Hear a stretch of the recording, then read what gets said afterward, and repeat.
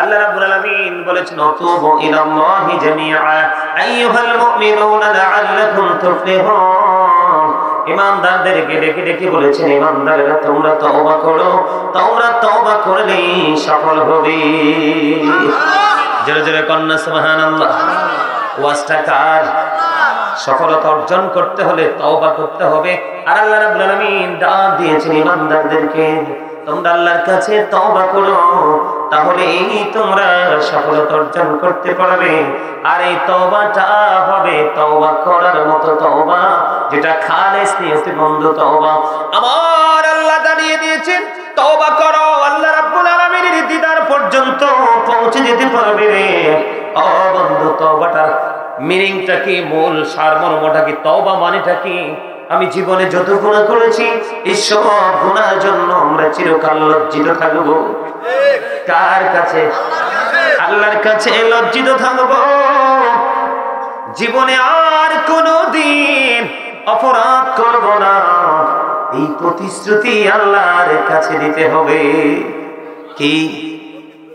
জীবনে যে অপরাধ করেছি সেটার জন্য চিরকাল আল্লাহর কথা মনে হলে, পরকালের কথা মনে হলে আমরা নিজেরা নিজেদেরকে লজ্জিত মনে করব। জীবনে আর কোনোদিন এই পাপ আমরা করব না, এই সিদ্ধান্ত করতে হবে। ওই যে আমার ভাই জাকির হোসেন একটু আগেই বলে গেছে সৎ সম্পর্কে জঘন্য থেকে জঘন্যতর কথাগুলো বন্ধু সত্য অত্যন্ত ভয়ঙ্কর। আমি এই জন্য আপনাদেরকে বলছি আমার দিকে তাকান। কোন মেরাজে গেল? মেরাজে যাওয়ার পরে এক একটা মানুষের পেট ধাক্কান এক একটা ঘরের মতো বড় বড়। জিব্রাইলকে প্রশ্ন করলো, ভাই জিব্রাইল এরা কারা রে? জিব্রাইল দেখে দেখে বলল, ইয়া রাসূলুল্লাহ, ইয়া হাবিবাল্লাহ নবী গো, এরা হলো পৃথিবীর সুদখোর আর ঘুষখোর। আওয়াজ করে বলুন না নাউযুবিল্লাহ, আর জোরে বলেন না নাউযুবিল্লাহ। আমার নবী বললেন, রে জিব্রাইল আমি চাইয়া দেখলাম এদের পেটের মধ্যে সাপ আর বিচ্ছু দেখা যায়। জোরে জোরে বলুন না নাউযুবিল্লাহ। আপনার ওই যে তিনি বলেছেন হাদিস শরীফ থেকে সংগ্রহ করেছেন, যিনি সুদ দেয়, যিনি সুদ খায়, যিনি সুদের সাক্ষী হয়, যিনি সুদের ইসলাম লেখে বা আদান প্রদানে কোনো না কোনো প্রত্যক্ষ পরোক্ষভাবে ডাইরেক্টলি ইনডাইরেক্টলি যারা যুক্ত থাকে সবাই সমান অপরাধী। এই জন্য বলছি বন্ধু, যদি কোনো মানুষ জানে একটা লোক জুলুম করতেছে, অন্যায় করতেছে, অপরাধ করতেছে, জানার পরেও বাজারের দিন একটা ব্যাগ বাজার মাছের পিছারি থেকে যখন মাছ ধরা হবে, একটা মাছ কি কি মোবাইল পকেটে ঢুকাও, এটা ফাইজলামির জায়গা না। তোমরা যে এটা করতেছো এটাও তোমাদের একটা ইনকাম ও সওয়াব। কি কি হুজুর, তোমরা এখানে কি রং ঢং করবা? এটা পকেটে ঢুকাও, ঢুকাও ঢুকাও, জিন্স প্যান্টের পকেট শক্ত, ঢুকাবে না। আপনারা জানেন না তো, আপনারা জানেন না বাংলাদেশ একেবারে গজবের ধার প্রান্তে, একেবারে গজবের ধার প্রান্তে। আপনারা কল্পনা করতে পারবেন না যুব সমাজ যে কতটা নষ্ট হয়েছে। এই যে মুরব্বীগুলো দেখেন, আমি আসার পরে দেখছি আমার দাদা অসুস্থ, এতক্ষণ শুয়ে ছিল, তারপরে এখন উঠতে বসতে, তারপরে ওয়াজ ছাড়ে নাই। আসার সময় দেখছি দোকানের পাশে বৈশা বৈশা ঠ্যাঙ্গের উপরে ঠ্যাং দিয়ে নিয়ে মোবাইল টিপতেছে। কি করতেছে? মুরব্বীদের অন্তর আল্লাহ রাসূলের ভালোবাসায় ভরা। বর্তমান যুবক যুবতীদের, ম্যাক্সিমাম যুবক যুবতীদের অন্তর হিংসা, নোংরামি আর আত্মগরিমায় ভরা। আমার কথাগুলো একটু খারাপ লাগবে, কারণ আমার খুব মরণ হক কথা তো তিতা। কি হক কথা তিতা হইলে কি হইছে? আল্লাহ কয় অকুলু কাউলান সাদীদা, আল্লাহ বলে সেই দা রাইট থিং। সত্য বলেছিলেন কি আল্লাহ? তার এখান থেকে সত্য আমাদের কাছে আসছে কার মাধ্যমে? রাসূলের মাধ্যমে। হযরত মুহাম্মদ সাল্লাল্লাহু আলাইহি ওয়াসাল্লাম was born in our country. His father's name was Abdullah. His mother's name was Jamila. His father had died before he was born. He lost his mother in his childhood. He was very truthful. আমার নবী ছিলেন শ্রেষ্ঠ সত্যবাদী। আর শুধু সত্যবাদী নেই, আমেরিকার গবেষক মাইকেল এইচ হার্ট 100 জন প্রভাবশালীর তালিকা করেছেন। তিনি তালিকায় বলেছেন the 100 ranking of the most influential person in the history, 100 জন প্রভাবশালীর তালিকায় করার পরে তিনি সবচেয়ে সেরা চ্যাম্পিয়ন করেছেন আপনার আমার প্রাণের নবীকে। ওয়া ইন্নাকা লাআলা খুলুকিন আযীম, ইউ আর গুড ক্যারেক্টার। আমার নবী ছিলেন শ্রেষ্ঠ চরিত্রের, উত্তম চরিত্রের অধিকারী। আর আমরা সেই নবীর উম্মত হই, আমরা হচ্ছে ইউ আর ক্যারেক্টারলেস, চরিত্রহীন। কথা বলেন না কেন? জিনা করলেই শুধু চরিত্রহীন নয়, জিনার বাইরে অসংখ্য চরিত্রহীন হওয়ার জন্য রাস্তা খোলা। সেই রাস্তায় অলরেডি মুসলমান ঢুকে গেছে। কাকে? হিন্দু, খ্রিস্টান, বৌদ্ধ, ইহুদি, নাসারা, এদের ধর্মের কোনো অস্তিত্ব নাই, কারণ তাদের ধর্মের স্রষ্টা হলো শয়তান। কি? আর আল্লাহ বলতেছে আমাদের কি, শয়তান is the eternal enemy of the believers, ঈমানদারদের প্রকাশ্য শত্রু হলো শয়তান।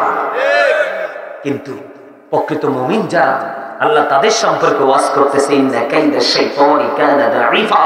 আল্লাহ বলেছেন শয়তান ডিসিপশন ইজ ভেরি উইক, শয়তানের ধোঁকা মুমিনের জন্য একেবারে দুর্বল। আর কিছু করতে পারলো পবিত্র কাজের জন্য মুমিনকে আটকাতে পারবে না শয়তান। ওয়াজ করেছেন কে? আরো জোরে বলেন কে? এজন্য বলছি যুব সমাজ ধ্বংস হয়ে গেছে। বাংলাদেশে একেবারে গজবের ধার প্রান্তে শুধুমাত্র এই মোবাইল নামক অভিশাপ। কে নাম ভুল বলছি? পৃথিবীর খবরে তো নাই, তার নিজের খবরে তো নাই। কিছুদিন আগে আপনার ওই যে নোয়াখালী শ্যানবাগ এক রাস্তায় এক ছেলে সাইকেল করে যাচ্ছে, তো মোবাইলে কি লাগায়, লক এগুলো লাগাইছে, সাইকেল চাপতেছে, খবর নাই। ওই যে মিউজিকের তালে তালে রাস্তায় পাশে দিয়ে সিনজি এসে বাড়ি দিছে, বাড়ির সাথে স্পট ডেড, জাগাত শেষ। এরকম অসংখ্য খেলা চলতেছে। বন্ধুরে আমার নবী, আপনার নবী সরকারে মদিনা, তিনি বলে দিয়েছেন, জানিয়ে দিয়েছেন, বন্ধু জানো তুমি একটা মানুষ সুদ খায়, এটা অনেক বড় অন্যায়, যেটা তার মায়ের সাথে জিনা করার সমান। তুমি জানার পরেও বন্ধু, একটা মাসের জন্য, একটা বাজারের জন্য, একটা পাঞ্জাবের জন্য, অথবা তোমার বাড়ির আঙিনায় সমস্যা সমাধানের লক্ষ্যে তুমি অন্যায়কারীকে দিন দিন সাপোর্ট দিয়ে যাচ্ছ। আল্লাহর হাবিব বলে দিয়েছেন সুস্থ মস্তিষ্ক অপরাধকে, জুলুমকে সাপোর্ট দেওয়ার কারণে আল্লাহর হাবিব জানিয়ে দিয়েছে তুমি যখনই সাপোর্ট দিয়েছ তখনই তুমি মুসলমান থেকে খারিজ হয়ে গেছ, তুমি আর মুসলমান নাই। এই জন্য বলেছি বন্ধু, দাহিয়াতুল কলবি একে করুন 70টা কন্যা সন্তান জীবিত কবর দিয়েছে। কয়টা? সর্বশেষে যেটাকে কবর দিয়েছে নাম ছিল জামিলা, এত সুন্দর বিবি কন্যাটাকে বন্ধু লুকিয়ে রেখেছিল। যখন মেয়েটা প্রাপ্ত হলো, সুন্দর ফুটফুটি চেহারা হলো, তখন বিবি মনে করেছে আমার স্বামী এই বাচ্চাটাকে দেখলে হয়তোবা তার মনের হিংস্রতা দূর হয়ে যাবে। তারপরেও ও বন্ধু মেয়েটাকে তার সামনে নিয়ে আসলো, কিন্তু ওই দাহিয়াতুল কলবির মনের গড় থেকে হিংস্রতা বন্ধ দূর হলো না। তাকে সফরের উদ্দেশ্য করে নিয়ে গেল, নিয়ে যাওয়ার পরে তাকে গর্ত খনন করে গর্তের মধ্যে ঢুকিয়ে তাকে পাথর নিক্ষেপ করে মেরে ফেললো। মেয়েটা বারবার বলাচ্ছে বাবা, বাবা গো, জীবনে কোনো দিন তোমার সামনে বাবার পরিচয় নিয়ে আসবো না, ছেড়ে দাও না, আমাকে পৃথিবী থেকে বিদায় করে দিও না। পাষাণ হৃদয়ে গলল না, বন্ধু সুন্দর পুটপুরি কন্যাটাকে পর্যন্ত হত্যা করে ফেললাম। হত্যা করার পরে বন্ধু তার হৃদয় রাজ্যে আল্লাহ রাসূলের ভয়, আল্লাহর ভয় বন্ধু প্রবেশ করলো। আমার নবী সরকারে মদিনা ইমামুল মুরসালিনের কাছে গেলেন ক্ষমা চাওয়ার জন্য। তখন আমার নবী বললেন, সত্যিকারের অর্থে যদি তুমি আল্লাহর কাছে ক্ষমা চাইতে পারো তাহলে আল্লাহ রাব্বুল আলামিন তোমাকে ক্ষমা করে দিবে। তবে তোমার শর্ত আছে, রাসূলের সাথে তোমাকে পুনরায় আবার কথা বলে সবকিছু সমাধান করে রাসূলের সাথে পড়ে নাও মধুর কালেমা, জোরে জোরে কন্যা সুবহানাল্লাহ। বন্ধুরে আমার মূল বিষয় আপনাদেরকে বোঝানোর বিষয় হলো, একটা একটা করে 69টা কন্যা সন্তান জীবিত কবর দেওয়ার পরেও তিনি ক্ষমা পেয়েছেন। বন্ধুরে আমার জুহাইরা গোত্রের এক মহিলা, হাদিস শরীফের মধ্যে এসেছে জুহাইনা গোত্রের এক মহিলা ব্যভিচারের মাধ্যমে বন্ধু সন্তান ধারণ করলো। সন্তান ধারণ করার পরে তার বাবা মা নবীজির কাছে নিয়ে আসলো। নবীজির কাছে যখন নিয়ে আসলো, নবীজির কাছে নিয়ে আসার পরে বন্ধু নবীজি তাকে অর্ডার করলেন, তুমি তোমার কন্যাকে নিয়ে বাড়িতে চলে যাও।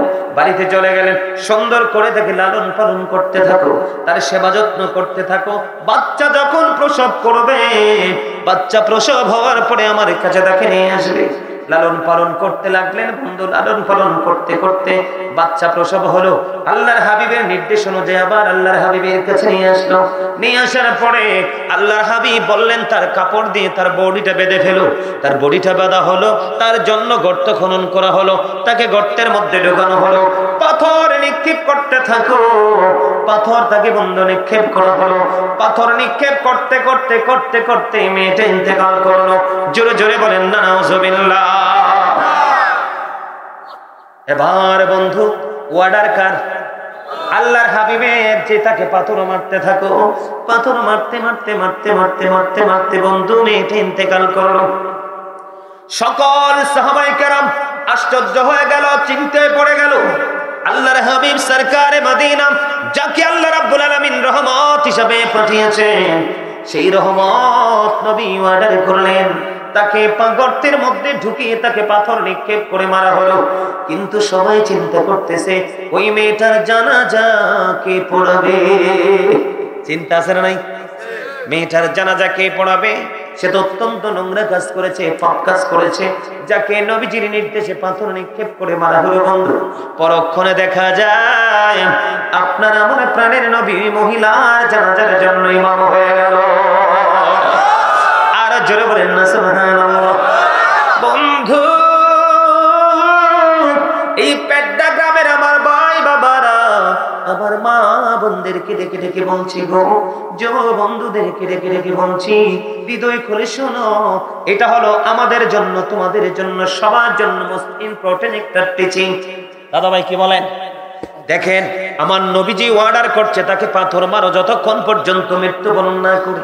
কিন্তু মৃত্যুবরণ করার পরে তারা জানাজার ইমাম হয়ে গেলেন আপনার আমার প্রাণের নবী। বন্ধু এখানে একটা জিনিস আমি আপনাদেরকে শেয়ার করতে চাই। আল্লাহর হাবিবকে একদিন এক ব্যক্তির জানাজার জন্য ডাকা হলো। আল্লাহর হাবিব বললেন একটু খেয়াল করবেন, কি বলতে চাই সে কারো কাছে ঋণী আছে কিনা। তিনি বললেন 2টি দিরহাম মাত্র ঋণী আছে। কয়টি দিরহাম?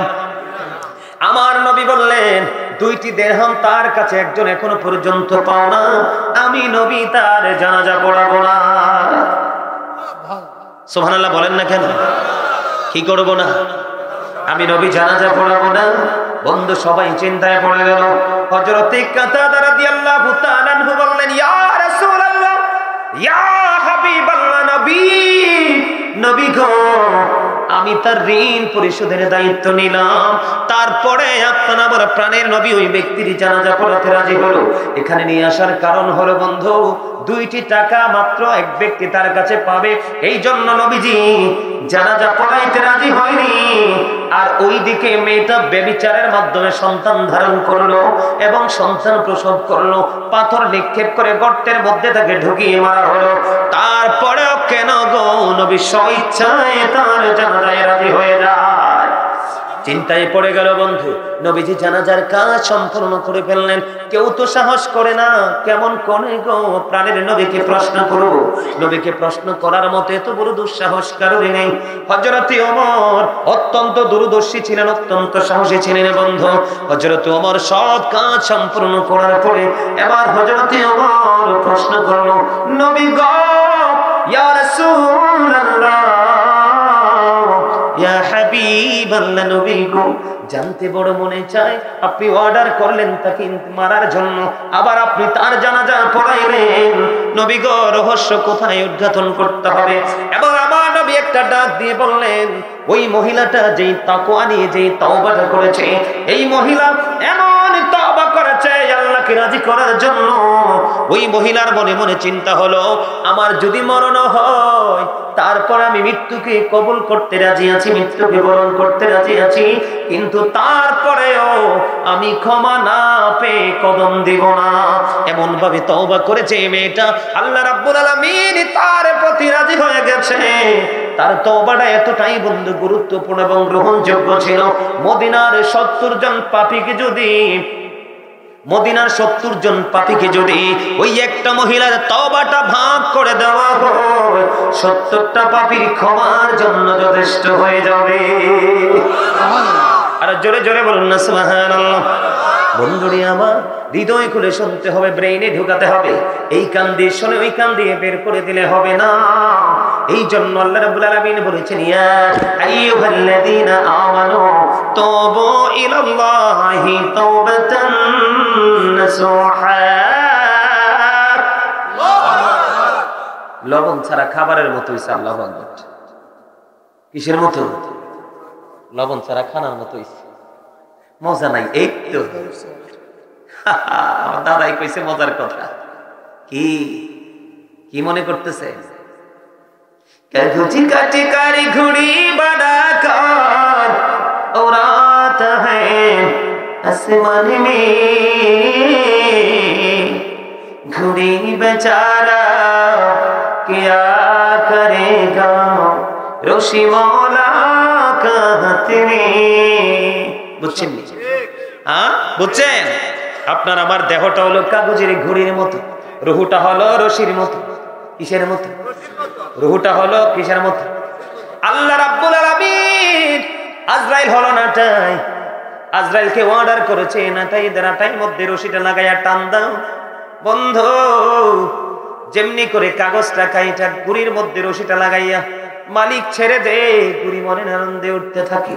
মালিকের যখন সময় হয়, মালিক নাটাই ধরে টানতে থাকে রে, ঘুড়ি মালিকের হাতে আসতে বাধ্য। ঠিক তুমি আমি আমরা সবাই বন্ধু ঠিক কাগজের ঘুড়ির মতো। আত্মাটা হলো রশির মতো, আজরাইল হলো নাটাইয়ের মতো। আজরাইল অর্ডার করতে দেরি, আল্লাহ রাব্বুল আলামিন তাৎক্ষণিকভাবে প্রাণ পাখি নিয়ে যেতে দেরি করবে না। এই জন্য আল্লাহ রাব্বুল আলামিন বলে দিয়েছেন, যখন তোমার কেউ ছিল না তখন ছিলাম আমি, এখন তোমার সব হয়েছে পর হয়েছে আমি। যখন তোমার কেউ রবে না রব শুধু আমি, আমার কাছে আসতে হবে মনে রেখো তুমি। তোরা চাস নেকেছো কারো কাছে খোদার মদদ ছাড়া, অন্যের ওপর ভরসা ছেড়ে নিজের পায়ে দাঁড়া। জোরে জোরে কন্যা ঠিক না রে? আপনি মরে যাবার পরে আপনার সন্তান হাদিয়া পাঠাবে, স্বপ্নেও কল্পনা দেখেন না। যেই দুনিয়া আসছে আপনার সন্তান বলবে বাবার কবর জিয়ারত করা বেদাত, দেওয়া তো থাক দূরে। এই জন্য বলছি এখনো সময় আছে বন্ধু, জোগাড় করে কবরে যা। বন্ধু উপায় নাই, পদ্মা মেঘনা যমুনার তীরে কত ঢেউ চলে যায় আসে না তো ফিরে। বলেন পদ্মা মেঘনা যমুনার তীরে কত ঢেউ চলে যায় আসে না তো ফিরে। আমিও চলে যাবো এমনি করে, আসবো না কভু ফিরে। বলেন পদ্মা মেঘনা যমুনার তীরে কত ঢেউ চলে যায় আসে না তো ফিরে। আমিও চলে যাবো এমনি করে, বলেন আমিও চলে যাবো এমনি করে, আসবো না কভু ফিরে। বলেন পদ্মা সবাই কত ঢেউ চলে যায় আসে না তো ফিরে। মারহাবা বলেন, ঠিক না বেঠি? আরে জোরে। আমার প্রাণ পাখি রে, আমার কালো ময়না রে, একদিন তো যাইবা পাখি ওড়িয়া, একদিন তো যাইবে পাখি ছাড়িয়া। বলেন আমার প্রাণ পাখি রে, আমার কালো ময়না রে, আমার প্রাণ পাখি রে,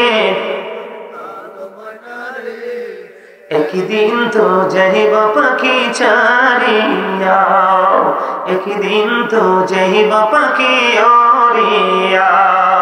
বড়ই পাতার গরম পানি গোসল করাইয়া আনি, সাদা কাপড় দিবে তোমায় পরাইয়া, সাদা কাপড় দিবে তোমায় পরাইয়া। আমার প্রাণ পাখি রে, আমার কালো ময়না রে, একদিন তো যাইবা পাখি ছাড়িয়া। ছেলে মেয়েরা পাশে বসে কান্দিবে পাগলের বেশে, চোখের জলে পড়বে কোরআন খুলিয়া, চোখের জলে পড়বে কোরআন খুলিয়া। আমার প্রাণ পাখি রে, আমার প্রাণ পাখি রে, একদিন তো যাইবা পাখি ওড়িয়া। মারহাবা বলেন না। সরে সরে একটু বুঝিয়ে দিলাম, চিরন্তন সত্য এই কথাগুলো এড়িয়ে যাওয়ার কোনো সুযোগ আছে?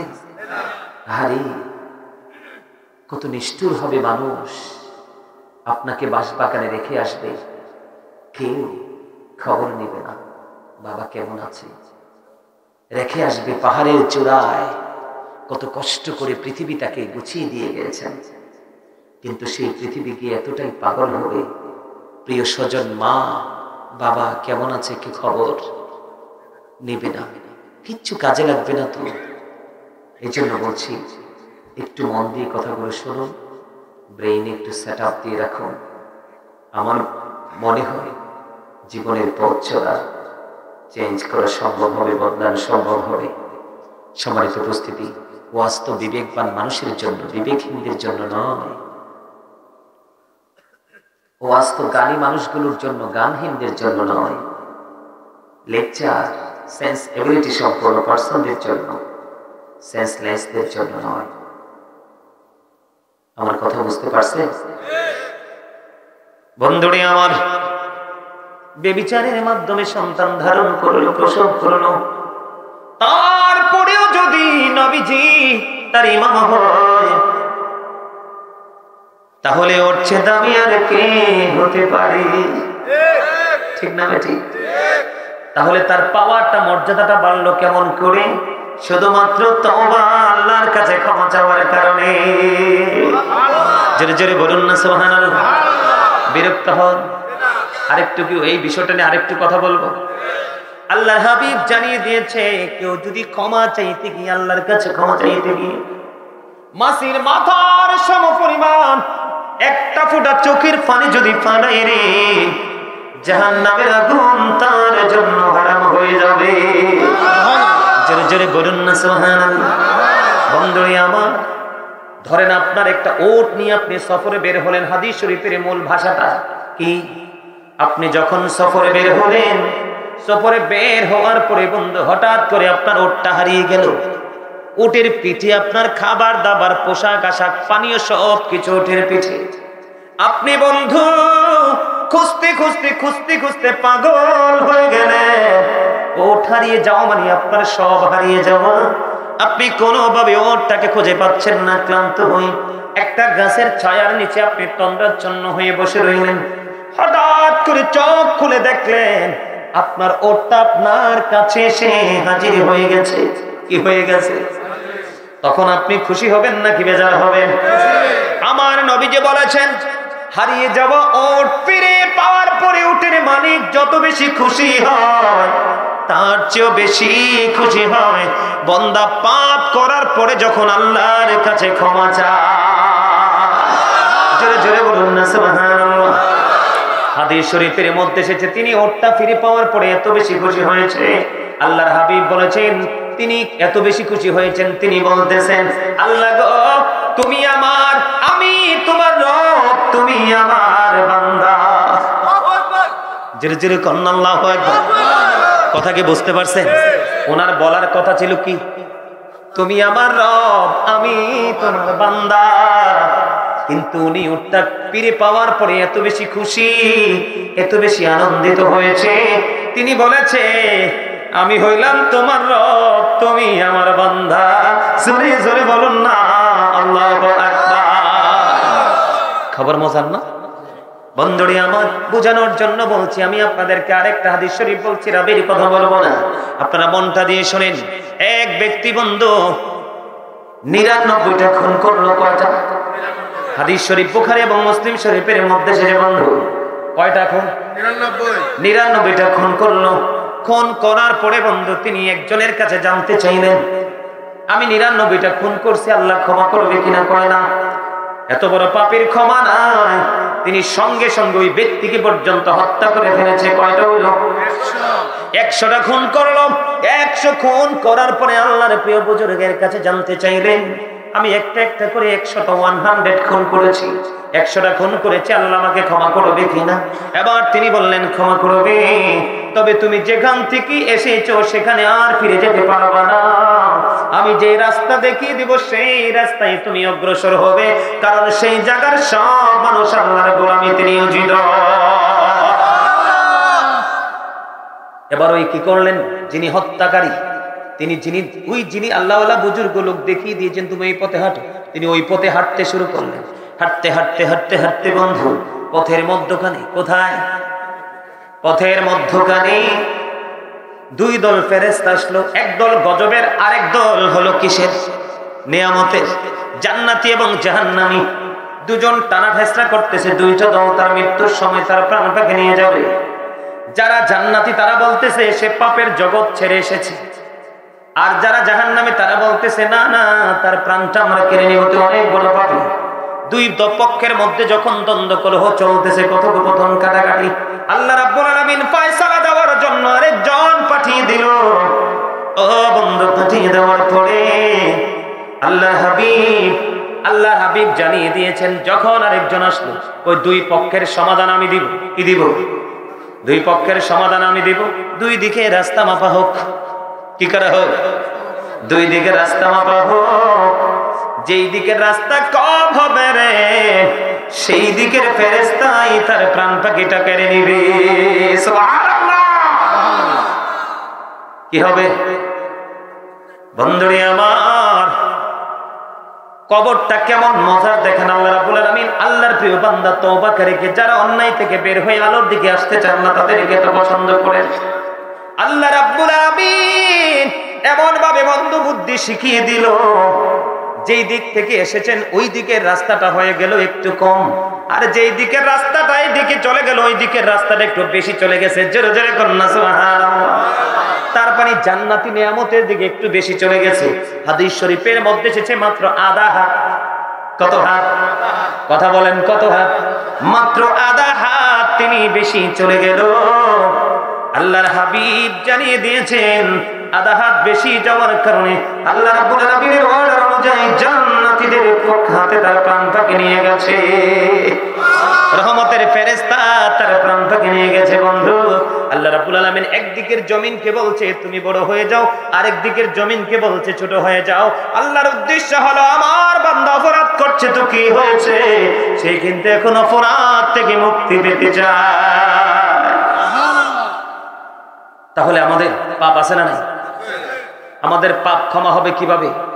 আমাদের পাপ থেকে আমরা মুক্তি পাবো নামাজের মাধ্যমে। এক ব্যক্তি ভুল করে এক মহিলাকে চুমু খেয়েছে। চুমু খাওয়ার পরে মনে হয়েছে সে যে অনেক বড় অন্যায় করেছে। হাদিস শরীফের মধ্যে এসেছে, আল্লাহ রাসূল বলেছেন, তুমি চুমু খেয়েছো, পাপ থেকে মুক্তি পেতে চাও, তুমি বেশি বেশি করে নামাজ পড়ো। জোরে বল না সুবহানাল্লাহ। আরে ভাই, আমি কি ভুল বলছি? এদিকে দেখেন। হযরত আবু যর রাদিয়াল্লাহু তাআলা আনহু থেকে হাদিস বর্ণিত, আমার নবী শীতের দিনে বের হলো। বের হওয়ার পরে দেখবেন শীতের দিনে গাছের পাতা ঝরে যায়, কিন্তু যায় কি যায় না? আমার নবী দেখলেন গাছের পাতা জোরে জোরে পড়ছে। নবীজি গাছের ডালে ধরলেন।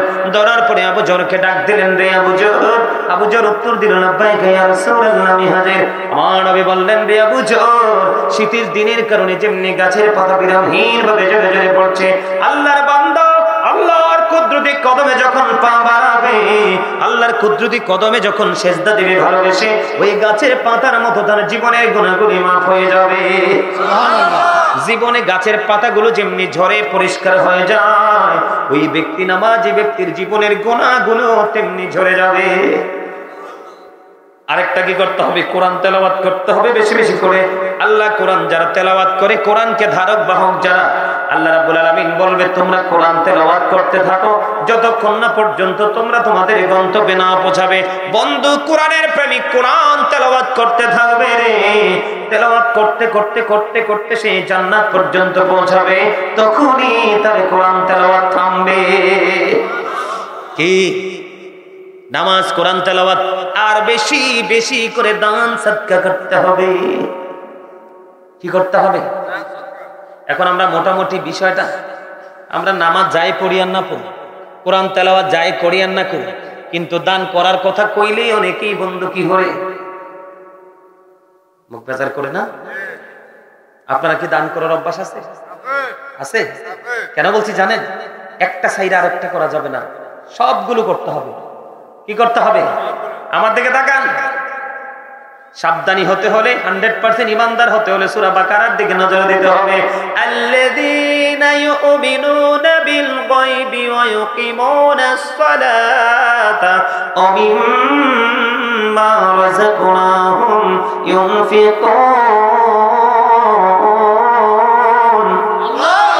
সাবধানী ওরাই কারা যারা অদৃশ্যে বিশ্বাস করে, নামাজ কায়েম করে, সালাত কায়েম করে, এবং আল্লাহ বলেছেন আমি যে সম্পদ দিয়েছি, অর্থ দিয়েছি, দৌলত দিয়েছি, তা থেকে যারা দান করে। আমি আপনাদেরকে বলে দিতে চাই, আপনি ঈমানদার বিশ্বাসও করলেন, আপনি নামাজও পড়লেন, আল্লাহর কথা অনুযায়ী দান করার ক্ষেত্রে আপনি নাই, ও বন্ধু, তাহলে আপনি কি 100% হতে পারছেন? কথা বলেন না কেন? 100% ছাড়া আল্লাহর কাছে গ্রহণযোগ্য হবে। এবার আমি একটু একটা হাদিস শরীফ আপনাদেরকে শোনাই বন্ধু। আব্দুল্লাহ ইবনে মাসউদ রাদিয়াল্লাহু তাআলা আনহু থেকে হাদিস কানা বর্ণিত। আমার নবী, আপনার নবী, দুই জাহানের বাদশা নবী। আজকে আমি যেমনি আপনাদের সামনে কোরআন হাদিসের কথাগুলো বলতেছি, তেমনি ভাবি আল্লাহর হাবিব সমস্ত সাহাবায়ে কেরাম যারা ছিলেন তাদেরকে প্রশ্ন করলেন, তোমাদের মধ্যে এমন কি কেউ আছো যে নিজের সম্পদের চাইতে ওয়ারিসের সম্পদ বেশি পছন্দ করো? রাসূলুল্লাহ, ইয়া হাবিবাল্লাহ, নবী গো, আমাদের মধ্যে এমন তো কেহ নেই যে নিজের সম্পদের চাইতে ওয়ারিসের সম্পদ বেশি পছন্দ করে। এবার আমার নবী আবার পুনরায় বলতে লাগলেন, তাহলে শোনো। আমার নবী বললেন, ইন্তেকাল করার আগে তোমরা যা আল্লাহর পথে খরচ করে যাবে, ব্যয় করে যাবে, এগুলোই হলো তোমার সম্পদ, আর যা পৃথিবীতে রেখে যাবে তা হলো তোমার ওয়ারিসের সম্পদ। আল্লাহু আকবার বলেন না? আরে আর জোরে। আমি মনে হয় হাদিস শরীফের মূল ভাষাটা আপনাদেরকে বুঝাইতে পারিনি। আমি বুঝাইতে চাই আল্লাহ রাসূল কি বলতে চাইছে। মানে আপনি আমি পৃথিবীতে থাকতে যা দান করে যাব, এগুলো হলো একক আমার সম্পদ, আপনার সম্পদ। কার? কিন্তু আপনি মরে যাবেন, কবরে চলে যাবেন, আপনার বাড়ি থাকবে, গাড়ি থাকবে, সোনা গয়না, টাকা পয়সা থাকবে। আল্লাহর হাবিব বলেছেন এগুলো তোমার না, কারণ কবর থেকে ফিরে এসে তুমি আর দাবি করতে পারবা না, নিতেও পারবা না। এগুলো হয়ে যাবে অন্য আরেকজনের সম্পদ, তোমার ওয়ারিস যে আছে, পরবর্তী জেনারেশন তার। তাহলে আপনি কি নিজের পথে নিজের সম্পদ জোগাড় করবেন না অন্যেরটা? আগে নিজেরটা। ঠিক কিনা বলে? আরো জোরে বলে, আরো জোরে। আগে কোনটা? তাহলে আমি আইসা দেখলাম আজকে আপনাদের মসজিদের অবস্থা একেবারে খারাপ। রিক্সা যদি চালায় মানুষ খায় রে, রিক্সা চালানো টাকা দিয়ে যদি প্রতিদিন একটা ফান্ড করে মসজিদ করে, বন্ধু, এমন মসজিদ থাকার কথা না। আপনারা তো জানেন না, হাদিস শরীফের মধ্যে এসেছে, আল্লাহর হাবিব বলেছে পৃথিবীর বুকে ছোট্ট হোক বড় হোক, মাটি দিয়ে হোক, টিন দিয়ে হোক, আর বিল্ডিং দিয়ে হোক, কেউ যদি দুনিয়ায় মসজিদ বানায় রে, আমার আল্লাহ খুশি হইয়া ওই মসজিদ বানায় যিনি সাপোর্ট দিয়ে তাকে হেল্প করে থাকে, তাদের জন্য আল্লাহ জান্নাতে ঘর বানায়। আপনি আমি কি চিরকাল থাকতে পারবো? আরো জোরকাল থাকতে পারবো? আমার মোবাইলটা তো আমার পিচ্চির কাছে। আমার গ্রামে 30 বছরের একটা পুরনো মসজিদ। আপনারা অনলাইনে কি আমার আলোচনা শোনেন কিনা এখানকার মানুষ আমি জানি না। শোনেন? আপনারা কি দেখছেন অনলাইনে একটা মসজিদ আসছে, ভিডিও দেখছেন? এই মসজিদটা 30 বছর পরে মসজিদের পাশে বিশাল একতলা বিল্ডিং, কত সুন্দর। পাশে বিল্ডিং, বড় বড় ছাদ দিয়ে বহুতল ভবন হচ্ছে। মসজিদে মিটারও নাই। কি নাই? মসজিদে মিটার নাই। মসজিদের মাটির দেয়াল ভেঙে যাচ্ছে, চালগুলো ভেঙে পড়তেছে। মানে এই বছর মানুষ নামাজ পড়ার মতো কোনো ব্যবস্থাই, জানালাগুলো একবারে গুণ খাইতে খাইতে একবারে ধ্বংস করে দিছে। আমি দীর্ঘদিন প্রায় 8-10 বছর পরে আমি আমার গ্রামে গেছি। দীর্ঘ 8-10 বছর পরে যাওয়ার পরে এবার মুরব্বী থাকে না কিছু প্রেমিক, ওরা তো জড়াই ধরছে, বাবা আমাদের মসজিদে তো মিটার নাই। 1 সপ্তাহ পরে মিটারের টাকা পাঠিয়ে দিলাম, মিটার নামাইলো, ওরা তো মহা খুশি। এবার ধরছে আমার এক চাচা, মানে কানতেছে আর বলতেছে, বাবা মরার আগে কি মসজিদ দেখে মরবো না? যেখানেই যাই সেখানে মসজিদ দেখলে অন্তর শীতল হয়। তখন আমার গ্রামের মসজিদের দিকে আমি তাকাই থাকি। আহারে, কয় কোনোদিন স্বপ্ন তো থাক দূরে, দুঃস্বপ্নও দেখিনি যে আমার এই গ্রামে মসজিদ হবে। আমি গুনাহগার, আল্লাহ আমাকে হয়তো কবুল করছে না, খান্দা মানুষ। আজকে 6 মাস চলতেছে, এই মাসে কয় মাস? 6 মাস রানিং চলতেছে। আশা করি আগামী 1 মাসের মধ্যেই আমরা মসজিদে জুমা পড়তে পারবো। আমি গুনাহগার। যেই বাজেট নিয়ে নামছিলাম, বাজেট 2 গুণ ছাড়িয়ে গেছে, তারপরে হতাশ হইনি। কি হইনি? আল্লাহু খায়রুল মাকিরিন, আল্লাহ শ্রেষ্ঠ ক্ষমতার মালিক, কৌশলের মালিক। আল্লাহ বলে কোন হয়ে যাও, ফায়াকুন হয়ে যাবে। অস্বীকার করতে পারবো?